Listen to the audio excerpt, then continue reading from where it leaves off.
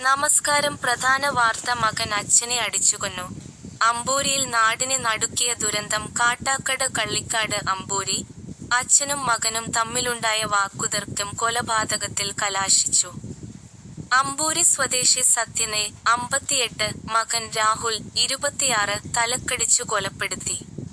ഇന്നലെ രാത്രിയോടെയായിരുന്നു സംഭവം. ഗുരുതരമായി പരിക്കേറ്റ സത്യൻ ഇന്ന് പുലർച്ചെ ആശുപത്രിയിൽ വെച്ചാണ് മരണത്തിന് കീഴടങ്ങിയത്.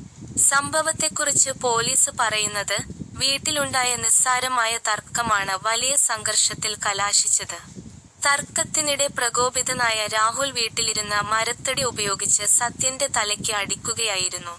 നിലവിളി കേട്ടെത്തിയ നാട്ടുകാരാണ് രക്തത്തിൽ കുളിച്ചുകിടന്ന സത്യനെ ഉടൻ തന്നെ നെയ്യാറ്റിൻകര ജനറൽ ആശുപത്രിയിലും പിന്നീട് തിരുവനന്തപുരം മെഡിക്കൽ കോളേജ് ആശുപത്രിയിലും എത്തിച്ചത്. എന്നാൽ തലച്ചോറിനേറ്റ ആഴത്തിലുള്ള പരിക്ക് മരണകാരണമാവുകയായിരുന്നു.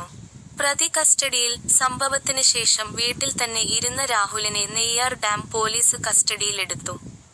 അന്വേഷണം. കൊലപാതകത്തിന് പിന്നിൽ മറ്റ് കാരണങ്ങളുണ്ടോ എന്ന് പോലീസ് അന്വേഷിച്ചുവരികയാണ്.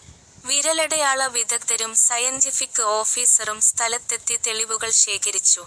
സത്യന്റെ മൃതദേഹം മെഡിക്കൽ കോളേജ് മോർച്ചറിയിൽ സൂക്ഷിച്ചിരിക്കുകയാണ്.